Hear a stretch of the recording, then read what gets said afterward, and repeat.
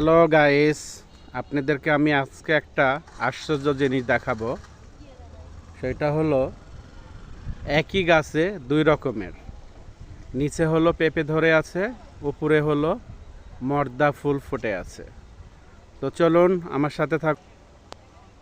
এই যে দেখুন, নিচে পেঁপি, অনেকগুলো পেঁপি ধরে আছে এবং পেঁপিগুলো অনেক লম্বা লম্বা, একদম আমের মতো।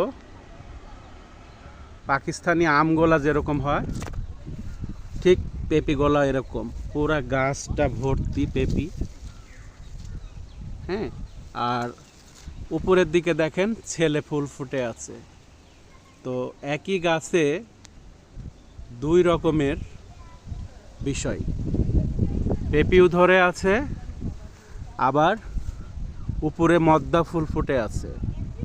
কি আশ্চর্য বিষয়, তাই না? পৃথিবীতে অনেক কিছুই ঘটে। আমার এই ৪৫ বছর বয়সে আমি অনেক কিছুই দেখেছি এবং আপনাদেরকে দেখানোর চেষ্টা করতেছি। একই গাছে দুই রকমের, উপরে মর্দা, নিচে পেঁপি ধরে আছে।